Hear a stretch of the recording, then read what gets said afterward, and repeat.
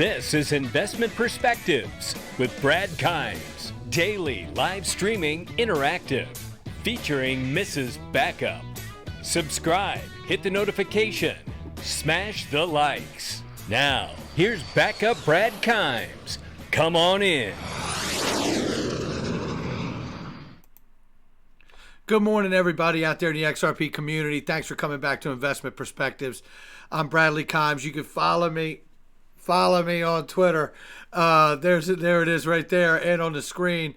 So I just wanted to make a video today because this builds on yesterday's narrative to me, where we saw Jay Clayton testifying in the committee hearing on Congress, or with Congress, and being very bullish statement about the digitization of finance and the plumbing of finance, and about how we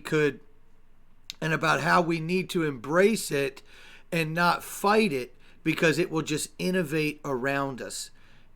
What an amazing comment and spot out of that. And again, shout out to Jeff Hardy for that clip. Shout out to Aiden Traden for broadcasting that stream.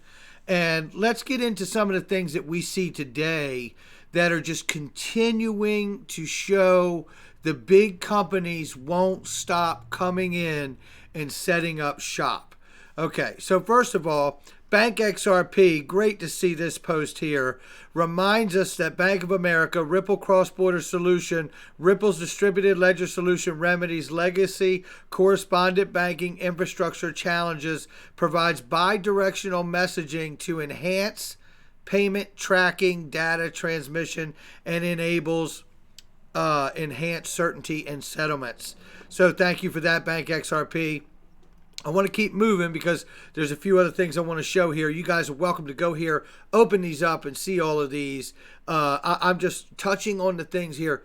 Bank of America and what they're doing. Let's look now. Nike shoes run on Ethereum. Nike receives patent to tokenize shoes on Ethereum. Now, this is ultimately, I think, from the block. And shout out to Where's Bob for this. Shoe manufacturer Nike just received a patent to tokenize shoes on the Ethereum blockchain. Okay, so in a document posted on the U.S. patent, and then it goes on. It's a good article. You should read it. I definitely wanted to showcase this particular moment here for a real good reason. If you think at the end of the day just one cryptocurrency is going to win out, I truly believe you're hugely mistaken.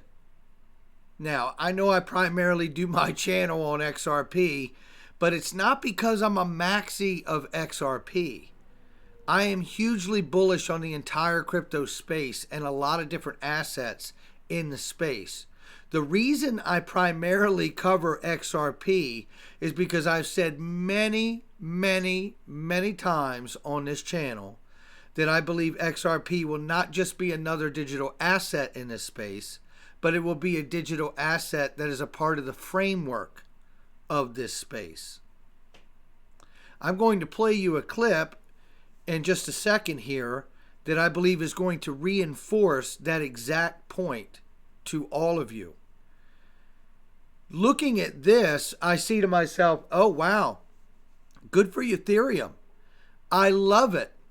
I think everybody's heard of Nike.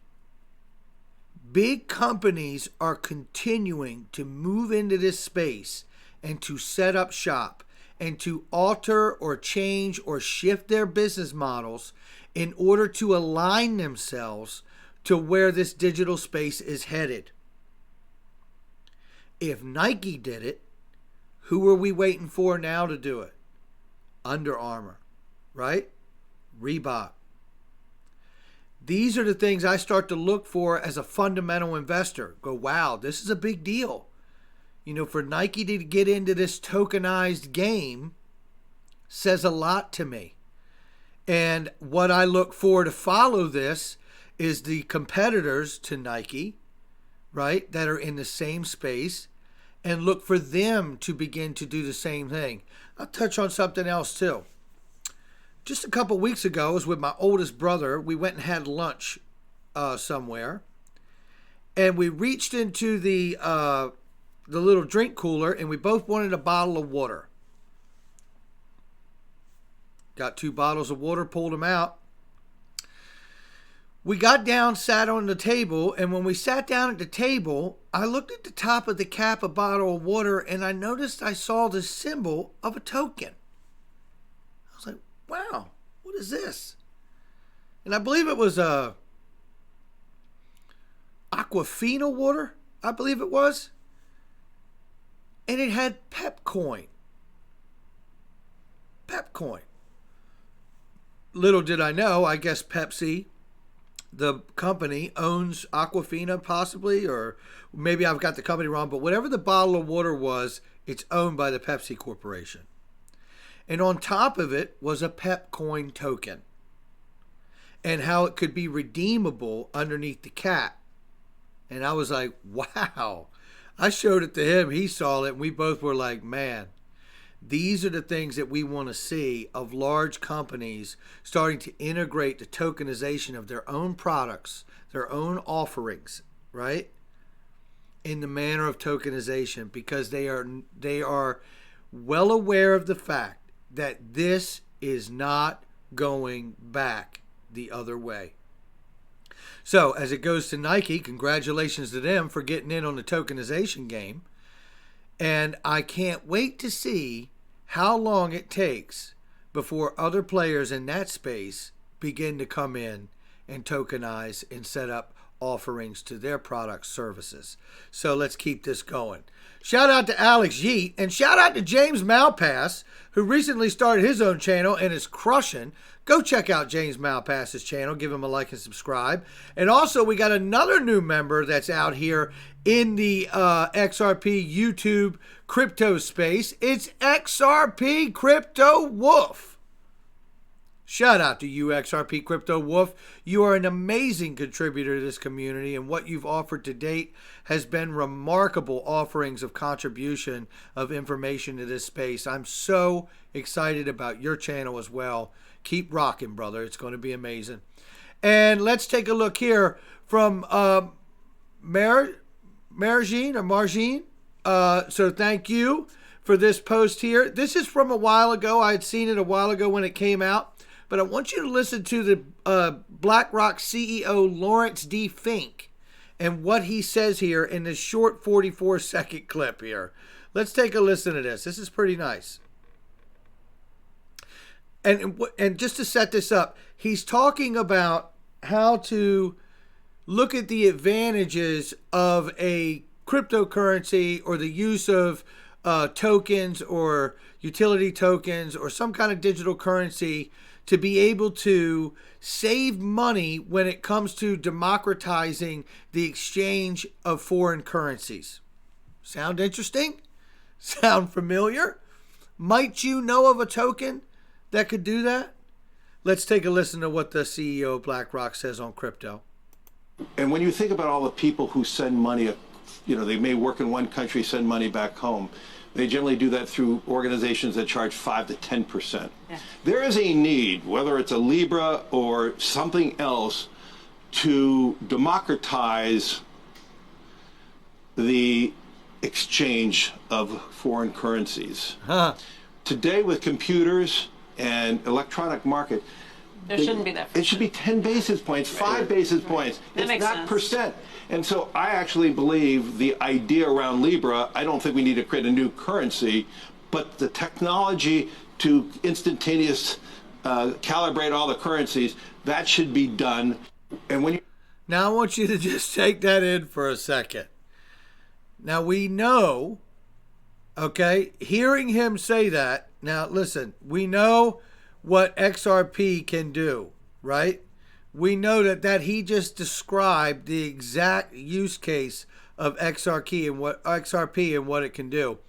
You know, when I heard this again, and thank you to Margine for posting this and sharing this, when I heard this comment, the first thing that crossed my mind was Ripple Drop 15 with Chris Larson expressing that XRP being used as a global supplement to trade.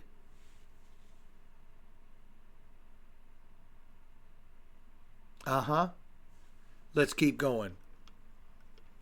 Here's another one from Stuart XRP, who is absolutely fantastic. This is massive markets, liquidity. Clip deserves more attention, and he's really got it. He knows it, and it certainly does, and we're going to give it some more attention right now. Shout out to Ethan Beard from this clip and from Ripple. Clip deserves more attention. Ethan, very interested in kind of the next generation of financial products, futures, forwards, derivatives, debt, and they can be created in a trustless manner. Actually feel like we're getting pretty close to some of these. This is what he says, plus more. Let's listen to what he says in this clip. And remember that just recently with the acquisition of Algorand and the developers that they have building futures, forwards, derivatives, and debt products, this is pretty amazing stuff. So let's listen to what he says. And he adds some other things too. And thank you, Stuart XRP. You're fantastic. Here we go. There's lots of opportunities there, and then gaming I'm a huge believer in as well. But we saw this at Facebook, like the early adopters from the developer standpoint were the game developers, and they just understand how to like pick apart a platform. They've also been operating virtual economies inside of games for a decade or so, so they actually understand the economics of kind of supply, demand, money supply more than most people. There you go. And that's a huge remark right there. First of all, I mean, he's talking about the futures, forwards, derivatives, and debt. Then he talks about gaming and about how the developers behind that scene, don't sleep on them. They've been dealing with these little, universes of economies within the gaming sector, right? And I want you to listen to something else he very keenly says here. Let me see if I can grab it right. At Ripple, I'm also very interested in kind of the next generation of financial products. So things that look like futures, forwards, derivatives, debt, and can they be created in a trustless manner without counterparty risk? And it sounds like feel like we're getting pretty close to some of these. So we're really, really excited about that. We're also at Ripple really interested in interoperability. Listen. We think that there's going to be lots and lots of blockchains in the future. And we don't think people are going to be carrying, thousands of wallets and have to go to some specific exchange and buy some specific token and come back to some specific project and spend it there. I think like there's going to be a layer of interoperability. We are focused on one called Interledger Protocol. Boom, right there. Okay, Interledger Protocol again was donated to the W3C World Wide Web Consortium. Developers have been building on it at least since 2015. He doesn't believe we're going to see, we see all these thousands of blockchains and everybody having thousands of different kinds of wallets and have to go to a specific place just to be able to use that token.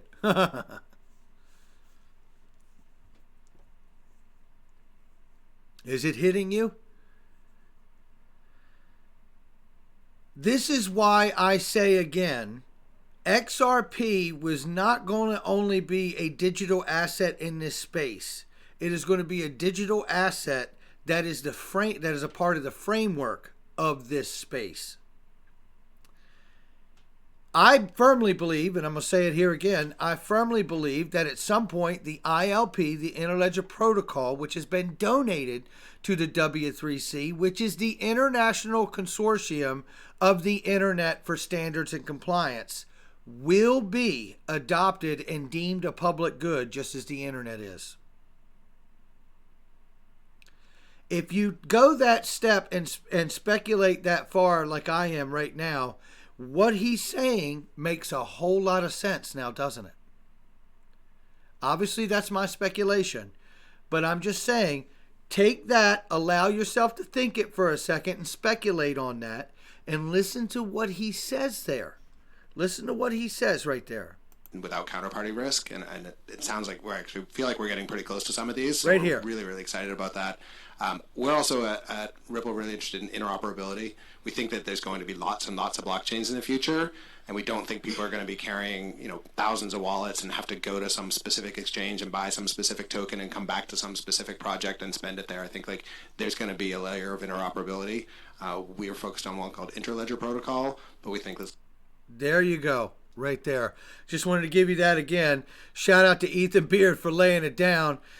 This is a real Zago. Thank you for posting this. Zago uses the XRP Ripple Ledger or XRP Ledger for all transactions on our XRP only exchange. Now, this is another thing that I've been saying too, that I believe, and lean into this quite heavily, that at some point the regulation globally will bring us to a place where the definition of digital assets and the classification of them and the interoperability of XRP and the ledger working so well within and alongside of the ILP will allow all exchanges to possibly adopt XRP as the base currency for all exchanges at some point going forward. Think of this. If it's the most cost efficient, if it's the most liquid, fastest settling asset, most scalable, most interoperable, what's the reason for not doing it again?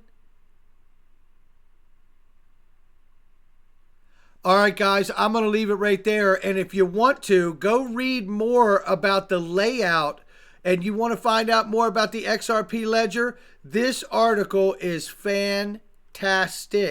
It breaks down everything about the ledger, and it can really, really help bring the clarity of what the ledger is all about, the XRP Ledger is all about. Really great information. You should definitely check it out. All right, guys, I'm going to get out of here. Hit that like and subscribe. Leave a comment, and let's keep this conversation going. I hope you guys have a great day. And don't forget, we will see you on tonight's live stream at 8:30 p.m. Eastern Time right here on Investment Perspectives.